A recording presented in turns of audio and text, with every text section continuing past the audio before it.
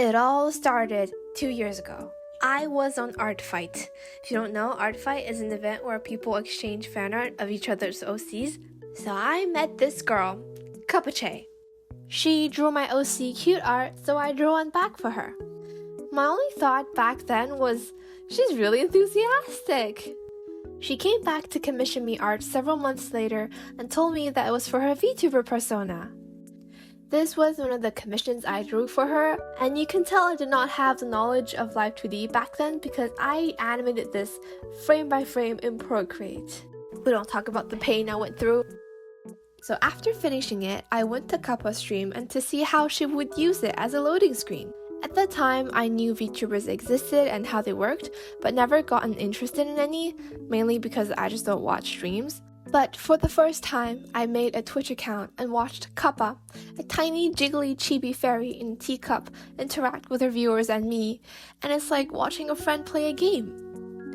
She drew and rigged her own model back then, which I found was really cute.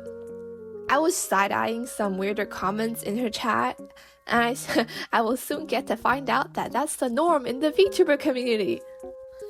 Then I got recommended YouTube clips of Shoto and Lexium and the rest of Niji Ian, and it was an endless rabbit hole that I tumbled down into.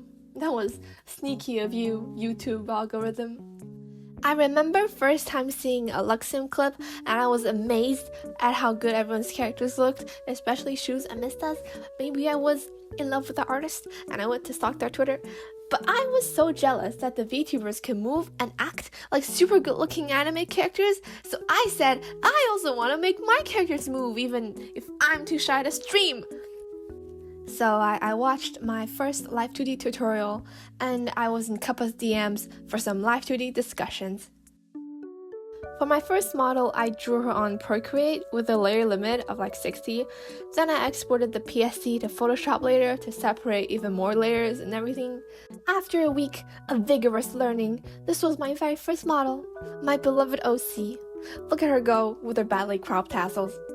I was so happy with her hair though. I thought it was so flowy and cool, but obviously I was not smart enough to realize I can use the same technique somewhere else. So my second one was not great because I got too ambitious with a semi-realism male model, and I kinda just gave up halfway. And so the next one was my hamster Poo Poo as a character. The way I did not bother separating ear layers and it's showing. So after all these models, I thought, man, it would be nice if someone would like a stream with my model. And guess who comes to me for my first VTuber commission? You guessed it, Kapache's friend Koro. Koro wanted a very femboy character. I put in my every single brain cell for the model, and it came out like this. And I was so proud of it at the time since, to be fair, my range and physics did kind of improve.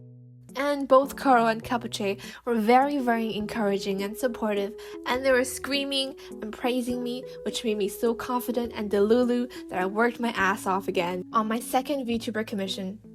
This time, from you guessed it again, Kapache herself, oh my god. So I really loved Kappa's design, and I was so excited and motivated and devoted that it was legit the only thing I did in a week except eating, sleeping, and pee pooping. You know how devoted I was when I tell you I missed 2 days of Genshin login. Probably the only 2 missed days in my entire Genshin playing history. Anyway, I delivered, and Kappa was like, "Did you even sleep?" And that was a very good question. So after that, I just took some more commissions from Kappa's friends and more of Kappa's friends. And here's a showcase of some of the models that I've done until the day of this recording.